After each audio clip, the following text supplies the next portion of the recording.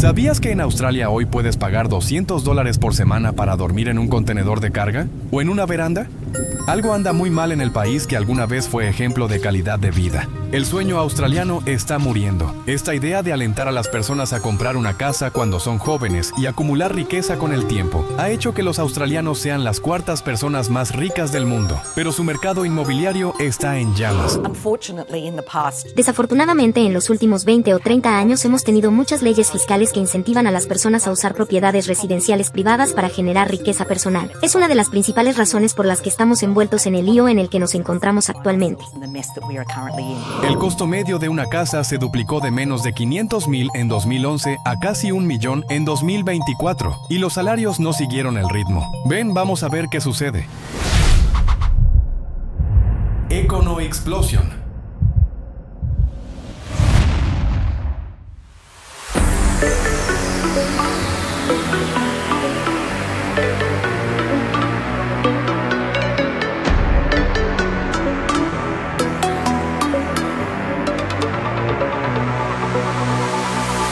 Australia es un país enorme, aproximadamente del tamaño de Estados Unidos sin Alaska, pero solo tiene 5 grandes ciudades.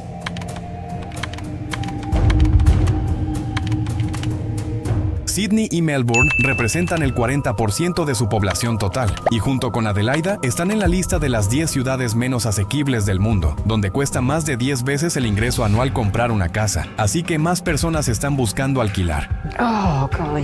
Oh, cielos, solo un lugar seguro, un lugar que pueda pagar, un lugar del que no tenga que mudarme de nuevo. El alquiler se lleva más de la mitad de mi pensión de vejez, así que hace la vida bastante insostenible en algunas circunstancias. Cualquier dinero que tenga en el banco se está reduciendo gradualmente con los gastos de manutención.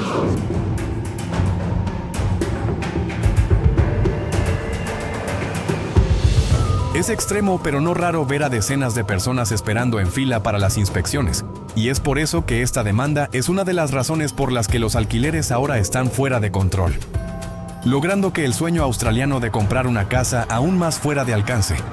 En todo el mundo occidental, el mercado inmobiliario está bajo presión.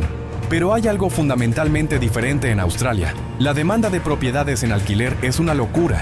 Los agentes inmobiliarios aprovechan las situaciones y el poder. Ponen en alquiler propiedades que no valen ni un cuarto de lo que piden. Trabajo en 3 empleos para poder pagar el alquiler aquí, lo cual es bastante loco. La propiedad de $740 a la semana ha visto días mejores. El fregadero se rompió 2 veces la primera semana que nos mudamos. El inodoro se ha roto creo que 3 veces. El otro día, como que la manija de la ducha simplemente se cayó. En cuanto a dar el salto a la propiedad de una vivienda, realmente no tengo ninguna esperanza o fe de que eso suceda en mi vida. Y genera frustración a quienes buscan un hogar. En Facebook Marketplace, un propietario en Queensland anunciaba camas individuales y contenedores de carga por $200 por semana. Otro propietario ofrecía su veranda. ¿Qué onda con la privacidad entre tu soleado dormitorio y el resto de la unidad? Lo que hace diferente la situación de Australia es que solían estar a la cabeza en términos de asequibilidad, el porcentaje de personas que eran dueñas de su casa y tenían menos barrios desfavorecidos. Pero eso está cambiando. En la década de 1950 a Australia le iba bien. Tenían algunos de los mejores niveles de vida del mundo y la economía estaba creciendo. Fue entonces cuando se popularizó el gran sueño australiano. El ideal se convirtió en tener una casa independiente en un terreno de 1/4 de acre en los suburbios, con un jardín y un Holden, el verdadero auto australiano. Y era posible, realmente era accesible tener un auto y conseguir un lugar para vivir. Esto llevó a que las ciudades australianas se expandieran. Hoy en día, Melbourne es 6 veces más grande que Londres, pero con menos habitantes. Sydney es aún más extrema. Es 14 veces más grande que Berlín, pero con solo 2 millones más de habitantes. Y el gobierno estimuló la propiedad de la vivienda con políticas como el subsidio para el primer comprador. Todos estos esfuerzos funcionaron. La propiedad de viviendas saltó del 52% en 1950 a un pico del 71% en 1968. Esto también ocurrió en otros países, pero Australia fue la mejor de la clase, aunque ahora signifique que la situación sea insostenible. El gran sueño australiano es la creencia de que ser dueño de una casa llevará a una vida mejor y más próspera, y fue respaldado por políticas gubernamentales que mantuvieron la vivienda accesible y al alcance. Así que la vivienda es una parte fundamental del estilo de vida australiano. Sus casas solían ser excepcionalmente accesibles y tenían altas tasas de propiedad. Hasta los últimos años que eso se dio vuelta, y ahora es un tema político. Políticos y comentaristas ofrecen docenas de explicaciones que coinciden con sus objetivos políticos. Y sobre todo, el 2025 es año electoral, lo que aumenta la presión. Pero retrocedamos un poco. ¿Dónde salió realmente mal todo? Bueno, hubo un cambio importante de prioridades en la década de 1980, donde todo pasó y cambió. La vivienda, principalmente como un derecho humano fundamental, pasó a ser inversión con fines de lucro. El gobierno incentivó a las personas a comprar una segunda vivienda y ponerla en el mercado para alquilarla. Esto aumentó el número de inversores en el mercado, incrementó la demanda y, por lo tanto, elevó los precios. Hoy en día se debate hasta qué punto estas políticas afectaron la vivienda, pero especialmente desde la izquierda suelen ser criticadas. Pero esto es parte de un rompecabezas mucho más grande. La última década fue una montaña rusa. Las tasas de interés bajaron y bajaron aún más, con el objetivo de apoyar el crecimiento económico y mantener la inflación. Durante la pandemia, como en muchos otros países, bajaron a casi cero. Estas tasas extremadamente bajas facilitaron que las personas obtuvieran un préstamo para una casa, lo que significó un aumento de la demanda y, por lo tanto, un aumento de los precios. Además de esto, el gobierno gastó miles de millones de dólares en programas destinados a ayudar a las familias de bajos y medianos ingresos a comprar su primera vivienda. Esto ayudó a muchos australianos, pero también generó más demanda. Y ya ves hacia dónde voy con esto. Muchos factores generaron más demanda, y eso no sería un problema si se hubiera equilibrado adecuadamente con más oferta, pero esa es una de las cosas que salieron mal. El número de viviendas públicas patrocinadas por el gobierno que se construyeron cayó de un pico de 20,000 en 1978 a solo 3,000 en 2023. Estas viviendas están destinadas a personas con bajos ingresos y añaden una capa de seguridad contra la falta de hogar.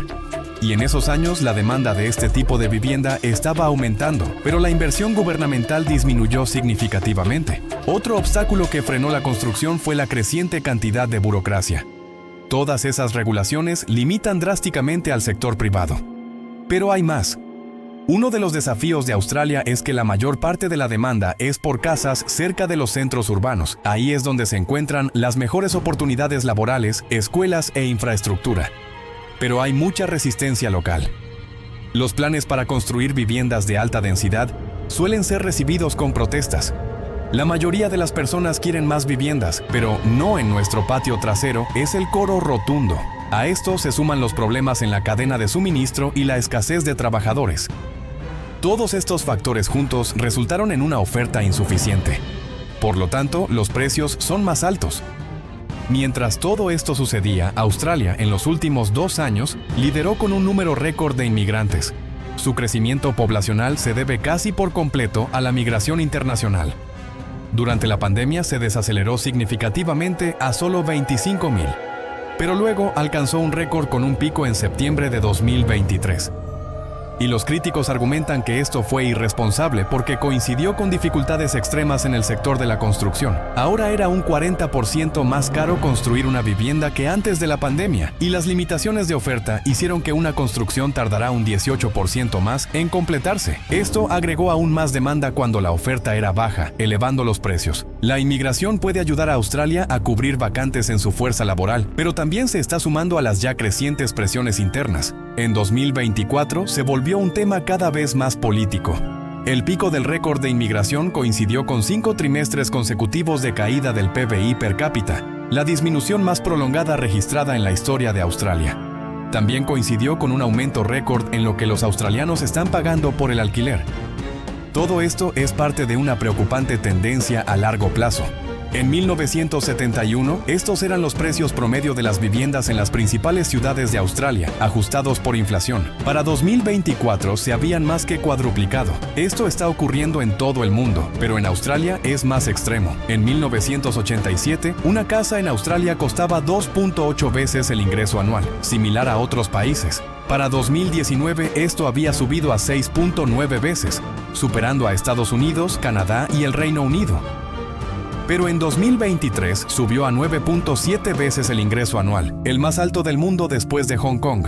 Así, el gran sueño australiano de tener una casa y acumular riqueza con el tiempo se está volviendo inalcanzable. Un trabajador a tiempo completo con salario mínimo ahora gasta en promedio el 68% de su ingreso en alquiler. Esto hace imposible ahorrar para el pago inicial de una casa. Esto incrementa el número de personas que siempre alquilan, mientras que los propietarios de viviendas se están volviendo increíblemente ricos. El miedo es que esto pueda crear una sociedad de dos clases: propietarios ricos contra inquilinos desfavorecidos. En 2025 hay elecciones. El primer ministro albanese se enfoca en la oferta. En 2024 anunció un plan de $32 mil millones para abordar la crisis de vivienda.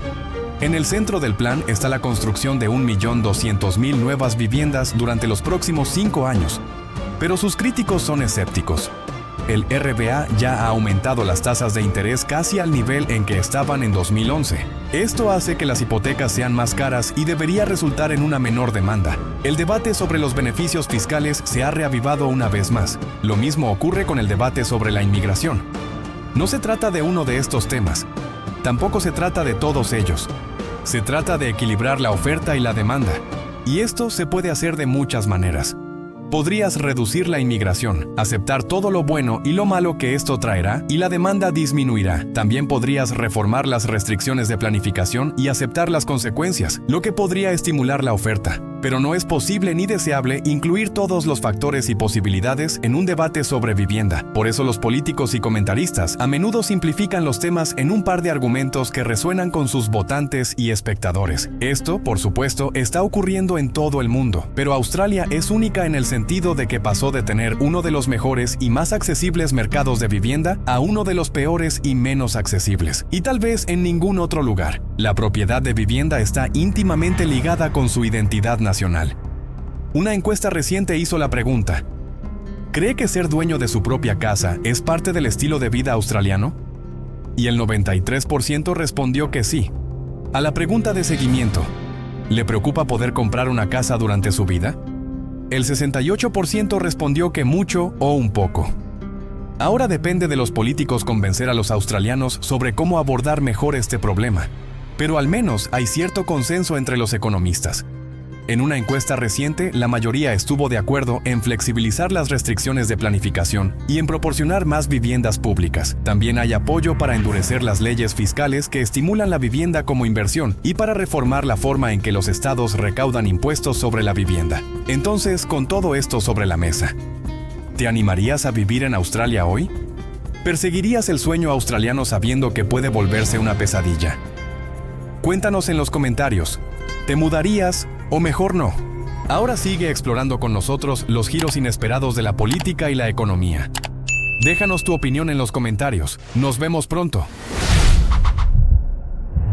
Econo Explosion.